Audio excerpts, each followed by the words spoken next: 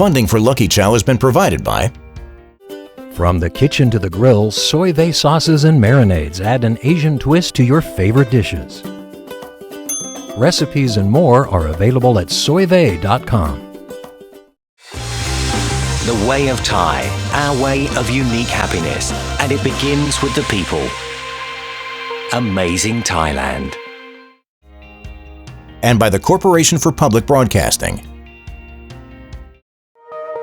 Sisig, adobo, kare-kare, ube. Filipino cuisine, a true culinary fusion just like the history of the Philippines itself. A variety of Asian influences, plus Spanish and true Filipino origins. Filipino food is growing in popularity in the U.S. Due to the efforts of several young entrepreneurs passionate about sharing their heritage, we're being reintroduced to the cuisine through fresh eyes and a sense of Western accessibility.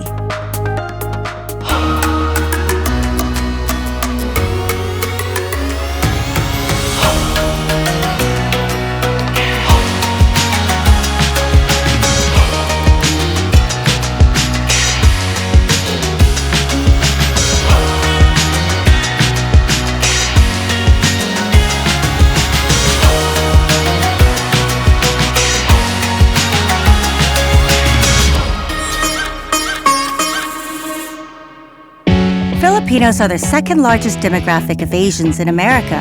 I've always wondered then, why don't we know more about their cuisine? As the Philippines are comprised of such diverse regions, each with their own specialty dishes, I'm on a quest to learn more. Nicole Ponseca and I have been friends for a while. We're both Asian women who changed careers because we wanted to share stories of our heritage through food. Filipino food is fusion by nature. It can be described by big, bold flavors of salty, sour, acidic through vinegar or citrus. I'm so excited because this is actually the first place that I've ever had Filipino food. Can you believe it? Is that right? Yeah. That's crazy. That's awesome. I love to hear that. You know, when we first opened, it was really our mission to introduce Filipino food to people who've never had it before. So, and Jeepney is actually our second restaurant. It's a sister to our first restaurant, Maharlika. Right. And we always like to say Jeepney is like the brother to Maharlika, the sister.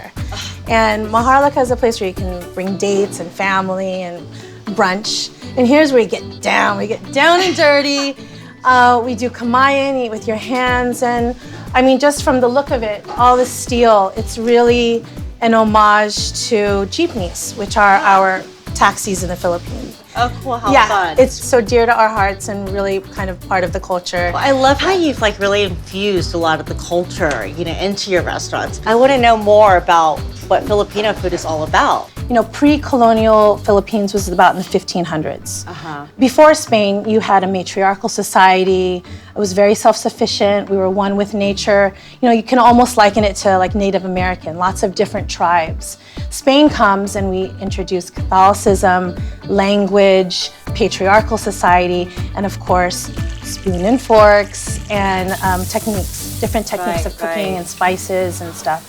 And main Filipino food we know is Tagalog food, maybe. Central Philippines, which includes Luzon and the Visayan Islands. So hold up, back up. There's 7,000 islands. Spain comes, Central Philippines and the Visayan Islands. And you see such a rich influence of that. But the northern part, like where my mom's from, she's from Ilocos Norte, it's not like that at all. You see a lot more fermented fish, funky, smelly, salty, the good stuff. I mean, we love it all, but it gets very, you see it gets a lot more funky in the north. And then in the south, Moro or Mindanao, it's more Muslim. There it's like the spice trade. It's cinnamon, star anise. Yes. And you know, we go through different menu iterations and we introduce different things, but that's the base. I hope you're hungry. I'm starving. Really? Okay, good. It's gonna be a big tropical feast, banana leaves, the whole 9 yards, and I can't do it alone. Take me behind the scenes. Awesome. Cool.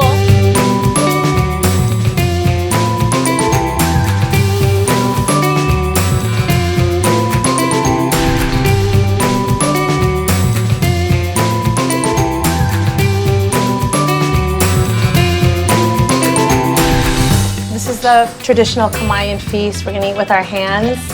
And I mean, have you had Filipino food before?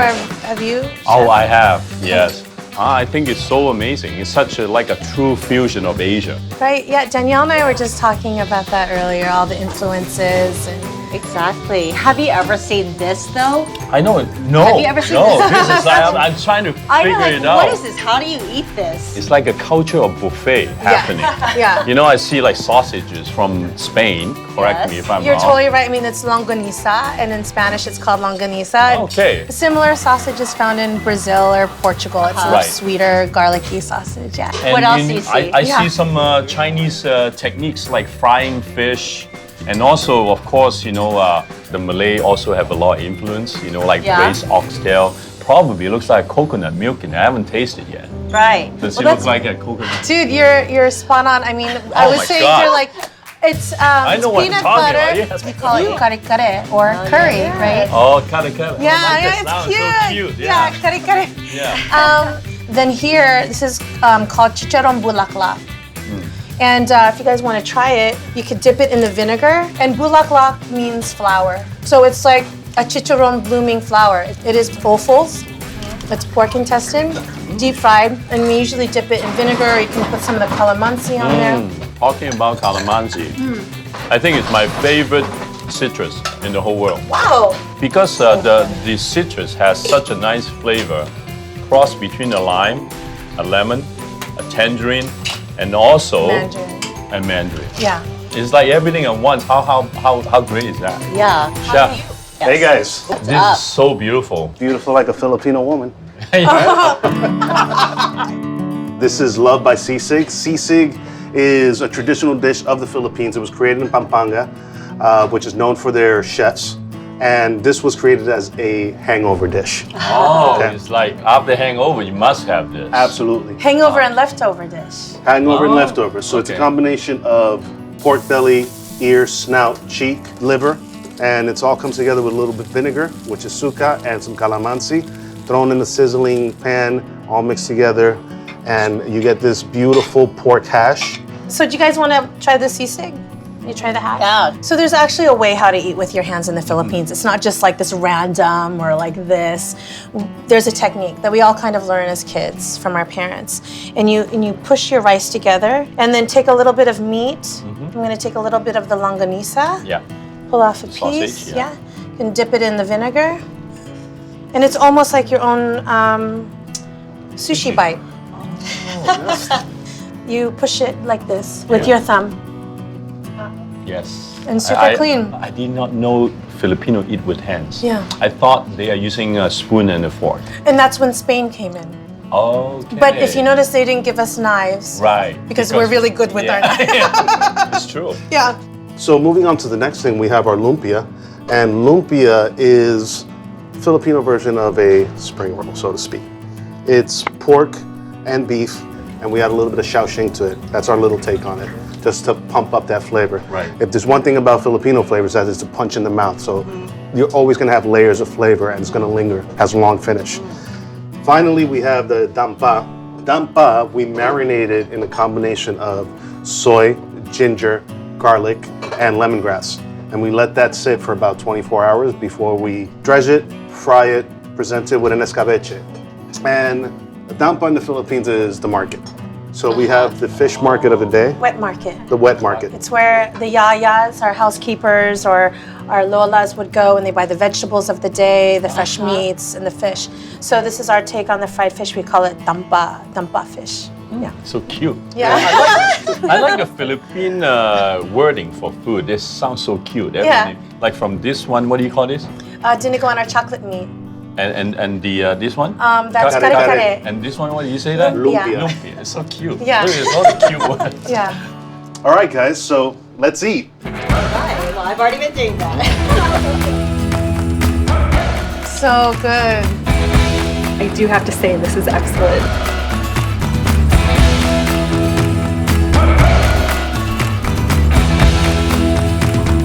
To finalize this whole meal, Yeah. guys,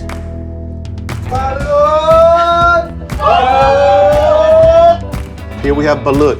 It's a duck egg Yes. that's 11 to 14 days from hatching. So there is a little embryo in there. delicious little embryo in there. How do you feel about that?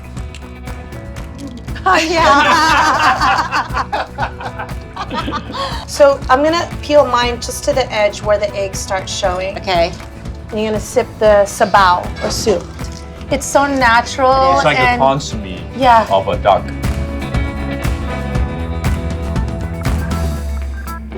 it's good. I love the egg yolk. So sweet, so natural. Yeah. I just love the fact that, the food is so succulent. Like from stir frying from the Chinese, braising, slow cooking from, also Indian and Malay influences too. And Spanish. And Spanish. Eating with the hands, obviously, is from the Malay and also the Indian. Right. That's what I love about learning about food and culture. Because really, that education, sometimes, you read, it's a different thing while it's really, you're eating and tasting it and knowing it. It's just completely a different thing. Cheers. Cheers. Thank you. Salamat. What a great journey. Mabuhay. Mabuhay. Hi.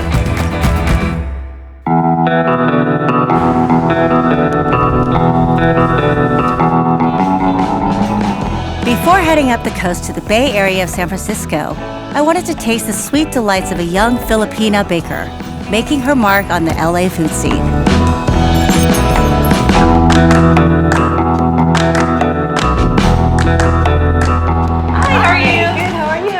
First time here? It is. Oh, awesome. But a friend of mine from LA has been raving about you guys for months, so I decided to check it out. Oh, fantastic. Well, we are a creme caramel custard bakery. We do custards and confections. It's based on our Filipino leche flan. Our creme caramel, our bread pudding, our upside down pie all has our mother custard of the Filipino custard. Oh, looks gorgeous. This must be ube. It is ube. It's that purple yam from the Philippines, and we use it in a lot of stuff. Well, I'd love to try it. Oh yeah, absolutely. Not only can you try it, but we have ube creme caramel that we're about to set up in the back, so I'd be happy to show it to you. I'd love that. Oh yeah, absolutely. Come on, follow me. Thank you. After you. Okay.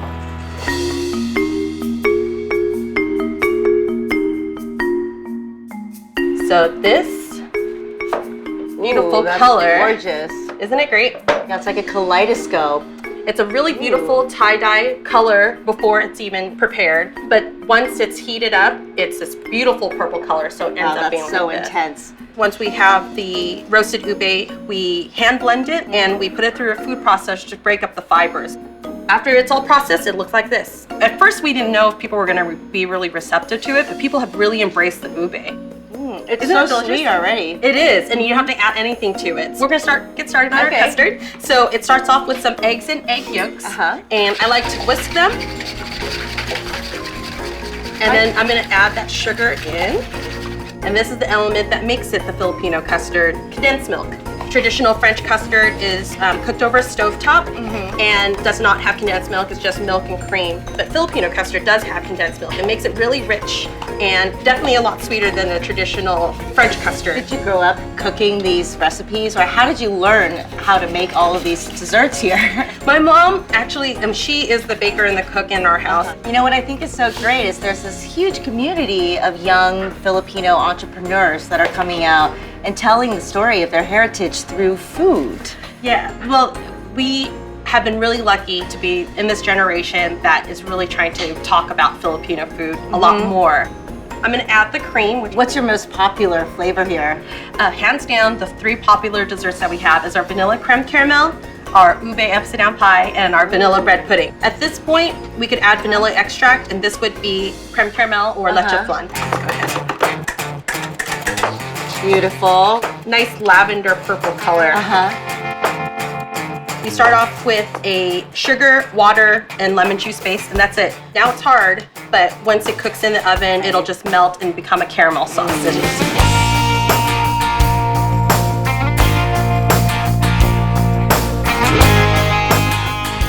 That is our ube creme caramel. I love the lavender color. It's perfect. Very smooth. And I love the texture of the ube. Oh, I'm glad you like it so much. I'm going up to see PJ from the Filipino food movement. Oh, fantastic. Well, let me get you an ube latte to take with you on the road. Great, thank you. All right, so much. After you. Heading up the coast of California, home of the largest Filipino community in America, I'm always amazed by the trend-setting food culture of the San Francisco area. I'm eager to hear from PJ Quesada, founder of the Filipino food movement, whose goal is to make its cuisine as popular in America as our other Asian cuisines. PJ, you know, I think it's remarkable that unlike, say, Thai, Japanese, Chinese, or other Asian cuisines, it's taken this long for a new generation of young, inspired people to really change the impression and impact that Filipino cuisine has in America. You know, you weren't even born in the Philippines, you don't speak Tagalog. What made you decide to make the Filipino food movement your personal mission? I think for me personally, I always think of my mom's cooking, I think of gathering around the family, I think of going back to the Philippines and visiting with the rest of my huge family for Christmas and New Year's. And food is that one thing that always drew everybody together. And that's definitely not unique to the Filipino culture, but that's what makes it so personal for me. And when you contrast it to other Asian cuisines like Chinese or Japanese or Thai, I think it's really a question of timing. The Chinese immigrants were here first, then the Japanese immigrants came. So given that the big wave of Philippine immigration really didn't start until the early to mid 20th century, looking at how long it takes, at least from an anthropological standpoint, how long it takes for a cuisine to really permeate, we're about on schedule.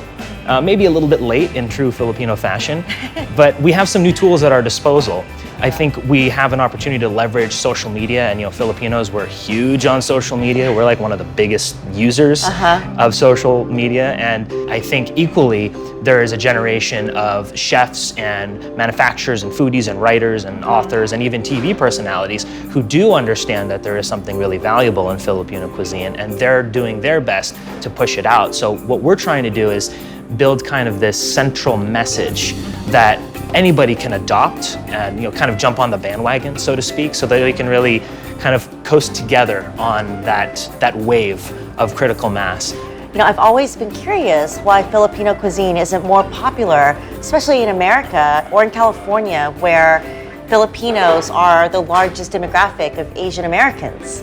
It's interesting that you bring that up. I think that's probably really the million-dollar question, and everybody has a huge range of answers.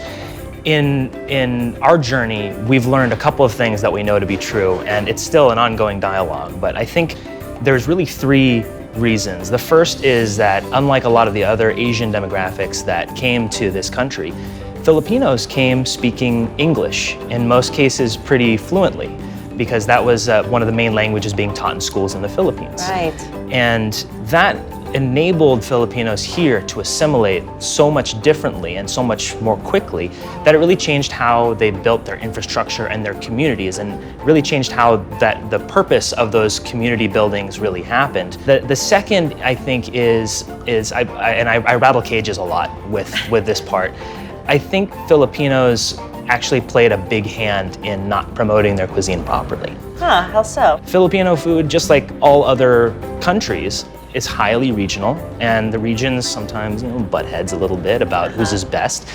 But that carried over from the Philippines to here. So the result was you have Filipinos essentially not supporting their own countrymen's food because they honestly thought that theirs or their mom's or their region's was superior. And I think the third, and probably the most important, the one we can address best, is education. Filipino cuisine is a mix of Spanish influences and other Asian influences, as well as a heavy foundation of native indigenous Filipino influences. But when you have all these Spanish words and, you know, things like lumpia, which is clearly a Chinese spring roll that's just been Filipinized, it's not obvious how these things are distinct. So people don't have a compartment to really put Filipino food, and therefore they can't fully embrace it and they can't go looking for it. So just the fact that it's hard to understand what it is has stunted the growth. So with all those three scenarios, you pretty much have a perfect storm for how to make it really difficult to promote a particular type of cuisine. I've got quite a treat for you. Yeah? There's a lot of awesome Filipino restaurants in the area, but there's really one that comes to mind when I'm thinking about how it's bringing Filipino flavors and Filipino cuisine and textures and ingredients and presenting them in a way that's really open to a completely broad audience. Huh, and what's that? It's called Attic.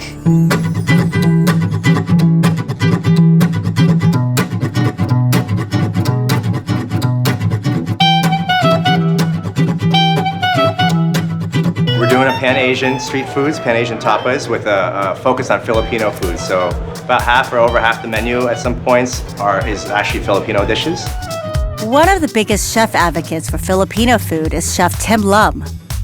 PJ brought me to experience what he calls the best and also some of the most accessible Filipino cuisine in the Bay Area. What's this? Are these buffalo wings? So adobo, everyone makes their own adobo, and you know, every Filipino household has their own version of adobo. And you can't win because someone's mom is always gonna make it better, someone else is gonna always make it better. So I said, hey, like, we're gonna think outside the box and we're gonna make an adobo wing. And so it's something that hasn't been done before. And when we presented this, no one could really compare it to anything. So they couldn't say, I can make a better one. And so we won that battle. Can I try it? Yeah, let's dig in. So the saltiness and the greasiness and the acidity is great for drinking food. And so it kind of just complements everything here. The wing format in general is just great for bar food. So what are some of your favorite Filipino foods? Well, the salpicao is probably one of my favorite, and this is another pica pica. And you know, Pica pica means small food, small eats, or? yeah, just like bar bites. And so this is cubed filet mignon. Put some leeks in there for that extra flavor, lots of garlic, and then we finish it off with the calamansi.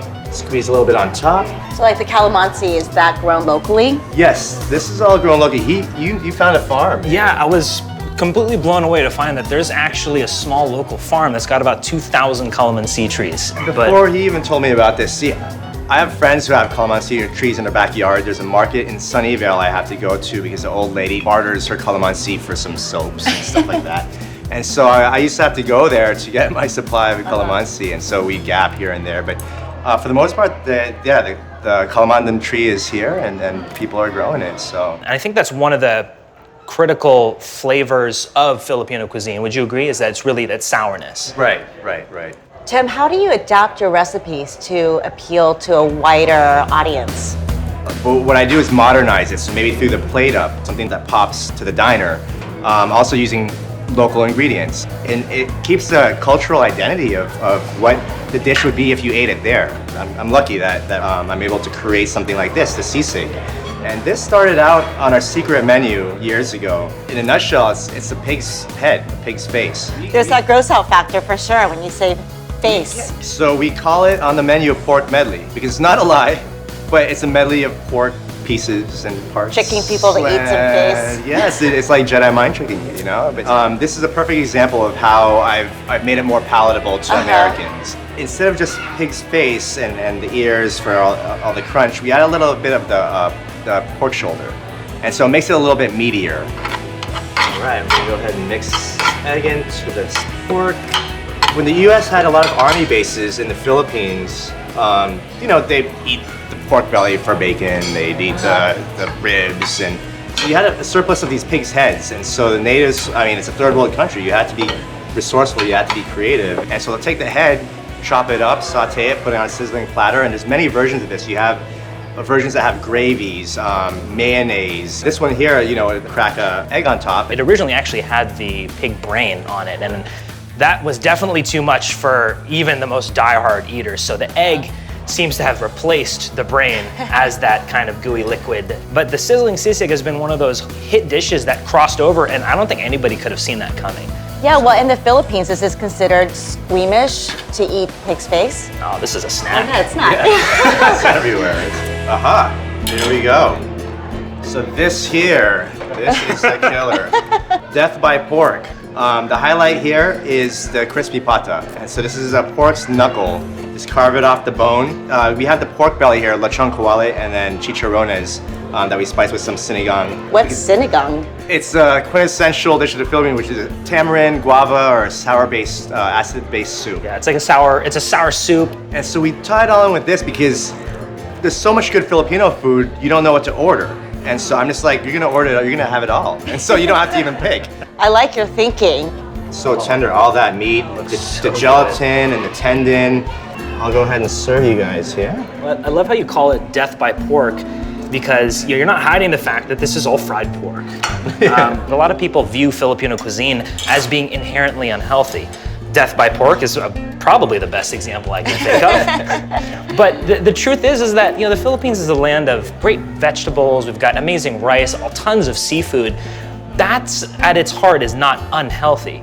But if you want health food, go to a health food place, okay? Americans like their fried pork just as much as Filipinos do. So this is kind of what's been leading the charge, I guess you could say. What do you want people to take away from eating here?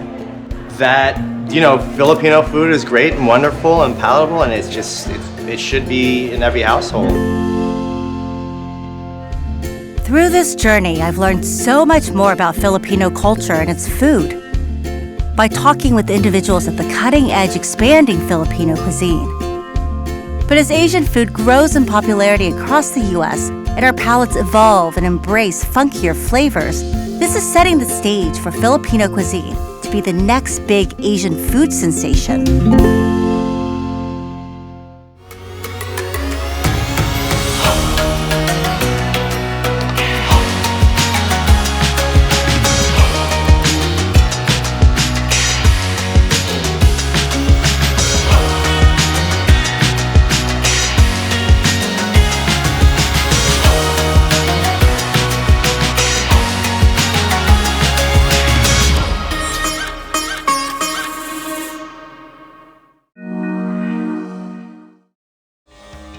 To learn more about Lucky Chow, please visit luckyrice.com. Funding for Lucky Chow has been provided by From the kitchen to the grill, soy vase sauces and marinades add an Asian twist to your favorite dishes. Recipes and more are available at soyvay.com. The way of Thai, our way of unique happiness, and it begins with the people. Amazing Thailand. and by the Corporation for Public Broadcasting.